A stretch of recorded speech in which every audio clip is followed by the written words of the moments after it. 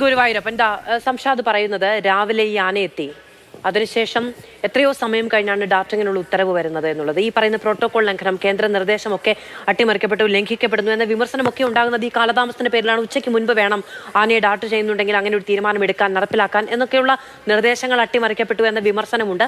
സുതാര്യമായിരുന്നു ദൗത്യം എന്ന് വനം വകുപ്പ് മന്ത്രി നമ്മുടെ മുന്നിൽ തന്നെ പറയുന്നത് അങ്ങ് കുറച്ചു മുമ്പ് കേട്ടു. യഥാർത്ഥത്തിൽ നമുക്ക് ശാസ്ത്രീയമായ നിർദ്ദേശങ്ങളുണ്ട്, പക്ഷേ നമ്മളൊരു വലിയ ആശങ്കയിലാണോ? ഇങ്ങനൊരു പ്രശ്നം വരുമ്പോൾ അതിനെ എങ്ങനെ നേരിടണം എന്നത് സംബന്ധിച്ച് കൃത്യമായ ഒരു നിലപാടെടുക്കാൻ നമുക്ക് കഴിയാതെ പോകുന്നത് എന്തുകൊണ്ടാണ്?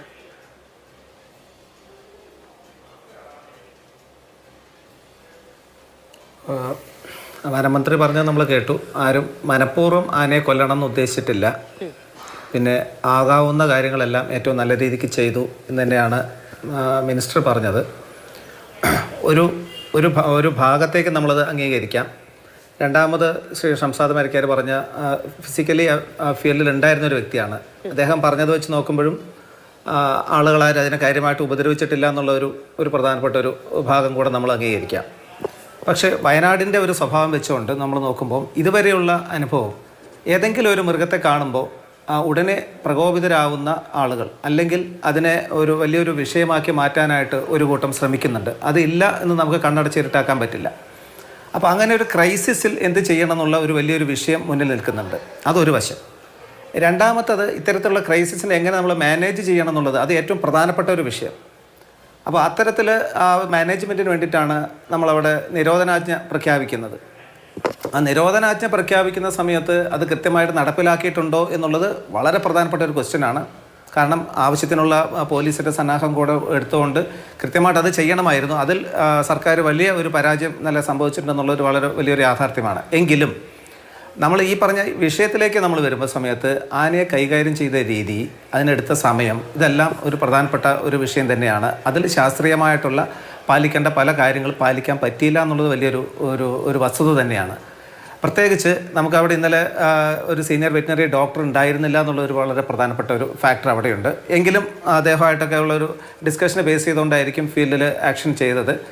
ഫീൽഡിൽ ഇത് നടപടി അല്ലെങ്കിൽ വെടിവെച്ച വ്യക്തി എന്ന് പറയുന്നത് ഒരു വൈൽഡ് ലൈഫ് ബയോളജിസ്റ്റ് ആണെന്നാണ് അറിയുന്നത്. എങ്കിലും ഡാർട്ടിങ് കറക്റ്റായിരുന്നു, ആനയ്ക്ക് കൊണ്ടിരുന്നു, ഇതെല്ലാം ശരിയാണ്. പക്ഷേ ഇതിൻ്റെ ഡോസ് ഫിക്സ് ചെയ്യുന്നത് ഉൾപ്പെടെയുള്ള എല്ലാ കാര്യങ്ങളും ഒരു സീനിയർ വെറ്റിനറി ഡോക്ടറുടെ നേതൃത്വത്തിൽ ചെയ്തിരുന്നെങ്കിൽ ഒരു പക്ഷേ ചിലപ്പോൾ ഈ ഡോസ് ആനയ്ക്ക് ഉതകുന്ന രീതിക്ക് എടുക്കാമായിരുന്നു എന്ന് ഞാൻ വിശ്വസിക്കുന്നു. അപ്പോൾ അതിലെവിടെയെങ്കിലും ഒരു പാളിച്ച വന്നിട്ടുണ്ടാവും.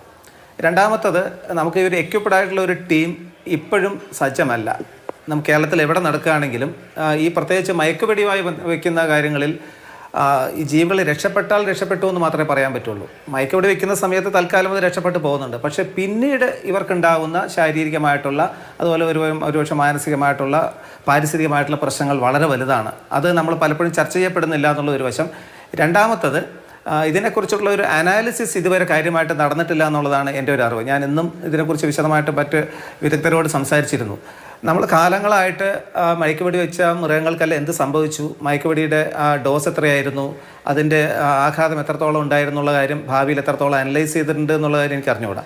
അതുപോലെ വിവിധ മൃഗങ്ങൾക്ക് കൊടുക്കുന്ന ഡോസും അതിനുശേഷം അവരുടെ ശരീരത്തിലുണ്ടാകുന്ന മാറ്റങ്ങളും അതുപോലെ മറ്റ് സ്ഥലങ്ങളിൽ പ്രയോഗിച്ച ഡോസും അതിൽ തമ്മിലുള്ള മാറ്റങ്ങളും, ഇതൊക്കെ ഒരു വിശദമായിട്ടുള്ള ഒരു അന്വേഷണം ഒരു വിശകലനം, ഒരു റിസർച്ച് ആൻഡ് അനാലിസിസ് കൃത്യമായിട്ട് നടന്നിട്ടില്ല എന്നുള്ളതാണ് എൻ്റെ ഒരു അറിവ്. കൃത്യമായിട്ട് അങ്ങനെ ഒരു വിശദമായിട്ടുള്ള എന്ന് വെച്ചാൽ അതിസൂക്ഷ്മമായ തലത്തിൽ ശാസ്ത്രീയമായിട്ട് ഒരു വിശകലനം ചെയ്യുകയാണെങ്കിൽ ഭാവിയിൽ ഒരുപക്ഷെ ഇത്തരത്തിൽ ജീവികൾ മരണപ്പെടാതെ രക്ഷപ്പെടുത്താനുള്ള ഒരു സാഹചര്യം ഉണ്ടാവും. പക്ഷേ ഇപ്പോഴും അതിന് ഉള്ള സാഹചര്യം ഉണ്ടോ എന്നുള്ള കാര്യം എനിക്ക് അറിഞ്ഞുകൂടാ. അതുപോലെ ഇപ്പോൾ കർണാടകത്തിൽ നിന്നും ഇങ്ങോട്ട് വരുന്ന സമയത്ത് അവയെ റേഡിയോ കോളർ ചെയ്തിട്ടാണ് വന്നിട്ടുള്ളത്.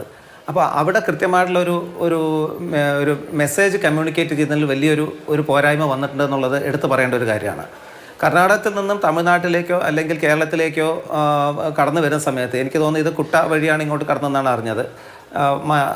അപ്പോൾ ഈ കടന്ന് കേരളത്തിലേക്ക് കടക്കുമ്പോൾ അല്ലെങ്കിൽ കർണാടകത്തിൽ തന്നെ ഇതിൻ്റെ മൂവ്മെൻറ്റ് കൃത്യമായിട്ട് പരിശോധിച്ചിരുന്നെങ്കിൽ രാത്രിയാണെങ്കിലും നിരീക്ഷിക്കണം.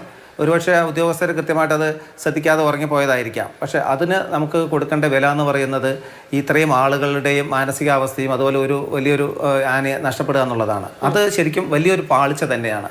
ആ മേഖലയിൽ റേഡിയോ കോളർ ഘടിപ്പിച്ചാൽ പോലും എന്തിന് റേഡിയോ കോളർ ഘടിപ്പിച്ചു എന്നുള്ളത് ഒരു വലിയൊരു ചോദ്യചിഹ്നമായിട്ട് മാറിയിട്ടുണ്ട്.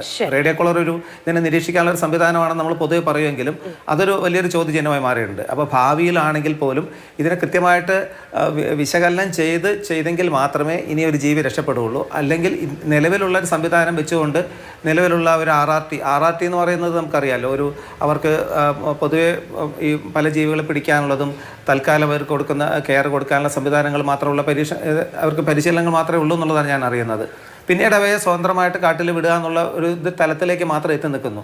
പക്ഷേ പിന്നീട് അതിനുശേഷം ആ മൃഗങ്ങൾക്ക് എന്ത് സംഭവിക്കുന്നു എന്നുള്ളതിനെക്കുറിച്ചുള്ള പഠിക്കാനുള്ള സംവിധാനങ്ങളും നിലവിലില്ല. പിന്നീട് അത് നാച്ചുറലായിട്ട് മറ്റ് ജീവികളായിട്ട് പൊരുത്തപ്പെട്ട് പോയെങ്കിലായി. ഇതിപ്പോൾ നാട്ടുകാരുടെ മുന്നിൽ വന്നതിന് ശേഷം മയക്കുവെടിയേറ്റ് അവിടെ മരണപ്പെട്ടു എന്ന് പറയാം. പക്ഷേ ഈ ആന കടന്നു വന്ന വഴിയിൽ മറ്റു മൃഗങ്ങളുമായിട്ട് എത്രത്തോളം ഇത് അറ്റാക്ക് നേരിട്ടിട്ടുണ്ട്, എങ്ങനെയൊക്കെയാണ് സർവൈവ് ചെയ്ത് ഇങ്ങോട്ട് എത്തിയത് എന്നുള്ള കാര്യങ്ങളൊന്നും നമ്മുടെ മുന്നിലുള്ള ഡാറ്റ ഇല്ല. ശരിയാണ്. ഇപ്പോൾ പോസ്റ്റ്മോർട്ടം റിപ്പോർട്ടിലുള്ള മുറിവുകളുടെ പഴക്കം ഒക്കെ ഈ ദൗത്യവുമായി ബന്ധപ്പെട്ടൊന്നും ഉണ്ടായതല്ല. അത് വലിയ പഴുപ്പിനൊക്കെ വഴിവെച്ചിട്ടുണ്ടെന്നടക്കമുള്ള വിവരങ്ങളും പുറത്തു വരുന്നുണ്ട്.